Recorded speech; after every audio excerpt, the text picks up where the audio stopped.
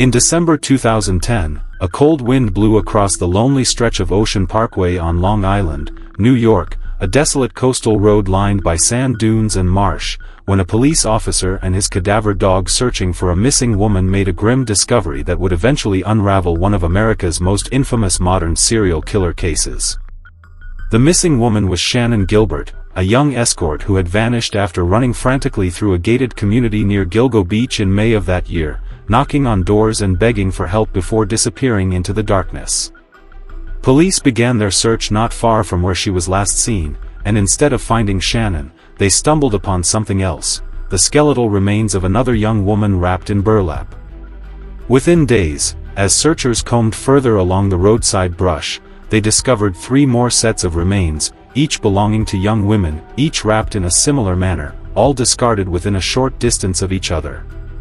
The press quickly descended on Long Island, dubbing the discovery the Gilgo 4, and speculation began immediately that a serial killer was operating in plain sight, using the highways and remote beaches as his hunting ground.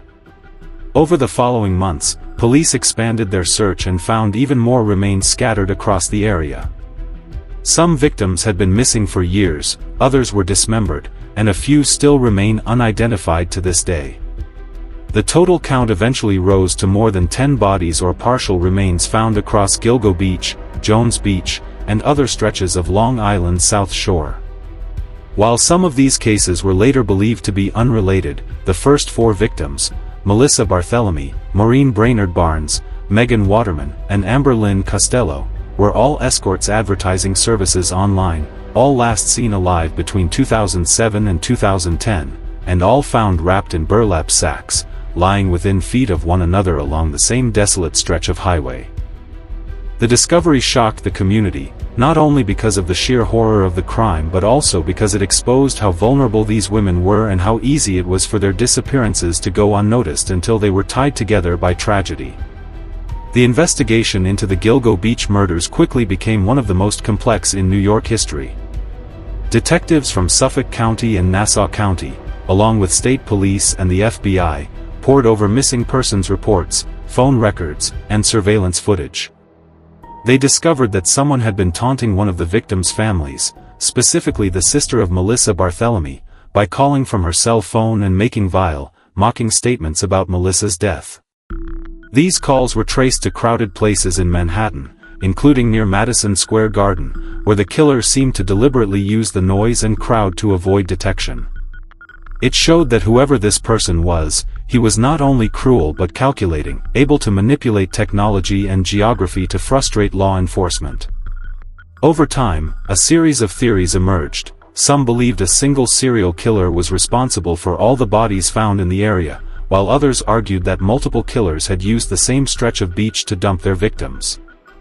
The inconsistencies in the victim profiles fueled debate. While the Gilgo 4 were young sex workers connected by a clear pattern, other victims were older, male, transgender, or dismembered in ways that didn't match the burlap killings. This led investigators to split the cases into groups, with the Gilgo 4 seen as the work of one killer and the others potentially connected to different perpetrators. As years passed, the Gilgo Beach murders became a grim mystery hovering over Long Island, a case often compared to the Zodiac killings or the Green River Killer in terms of scale and notoriety. Documentaries were made, podcasts dissected every known detail, and Reddit communities obsessed over theories, suspects, and timelines. Some pointed fingers at disgraced Suffolk County Police Chief James Burke, who had been convicted on corruption charges and was accused of blocking FBI involvement in the case for years. Others speculated about local residents, clients of the victims, or even someone within law enforcement. The lack of arrests and the growing list of victims only deepened the sense that the killer, or killers, had gotten away with murder for far too long. In 2016, the body of Shannan Gilbert, whose disappearance had sparked the original search, was finally found in the marsh near Oak Beach. Her death, however, was officially ruled accidental by some investigators, who suggested she had drowned while in a state of panic. But her family never believed that, insisting she too was a victim of the Gilgo Beach killer.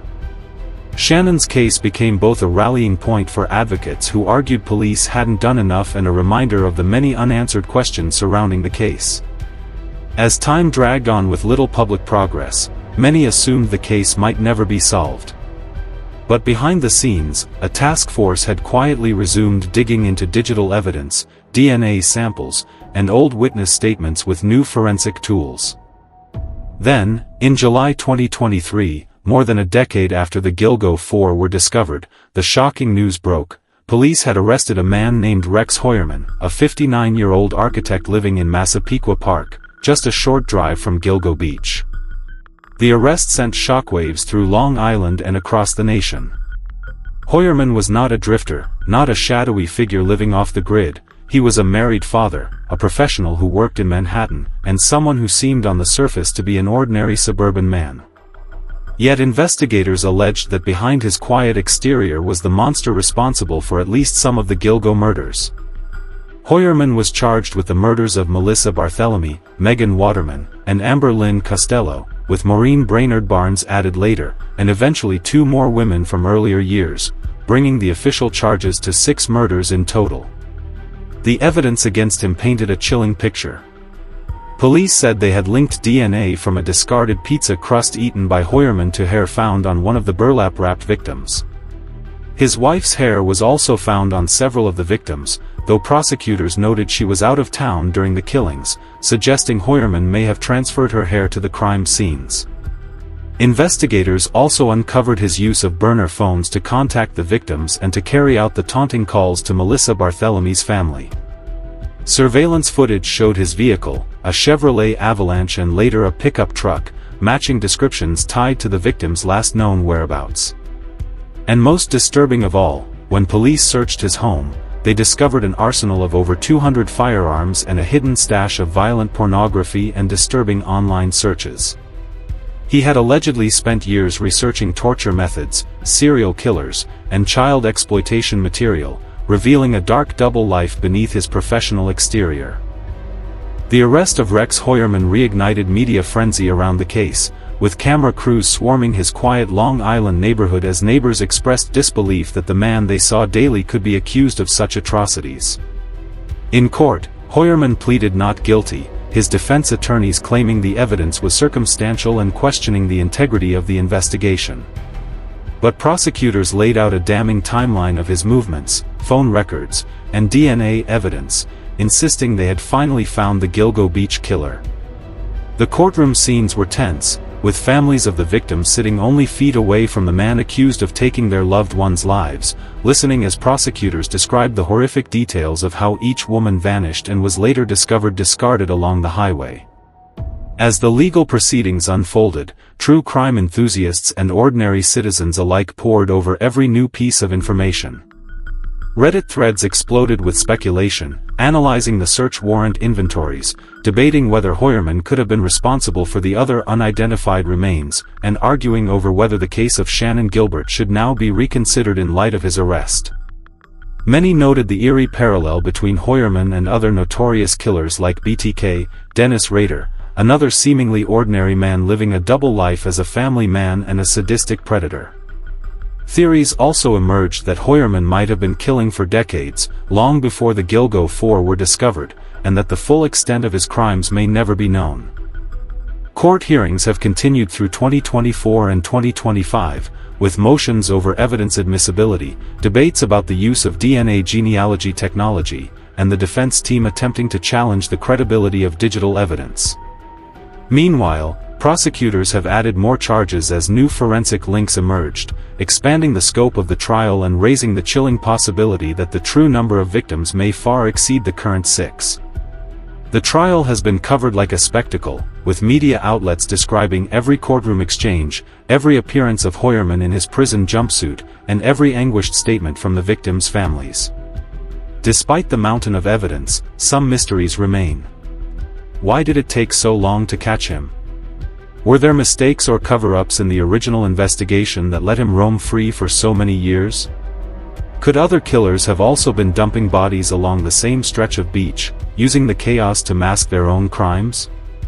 And most importantly, How many more victims might still be out there, undiscovered or unconnected?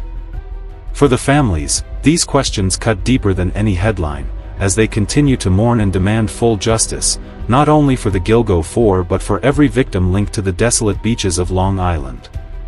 Today, the Gilgo Beach murders remain both a tragic saga of lives stolen and a cautionary tale about law enforcement failures, systemic corruption, and the vulnerability of marginalized women whose disappearances were not taken seriously until their bodies forced attention. Rex Heuermann stands accused, his trial ongoing, his name forever tied to the horrors of Gilgo Beach. Yet the shadow of the case stretches far beyond him, a reminder that evil can hide behind the most ordinary faces, that justice delayed can feel like justice denied, and that even in an age of advanced technology, it sometimes takes decades to unmask the monsters living quietly among us.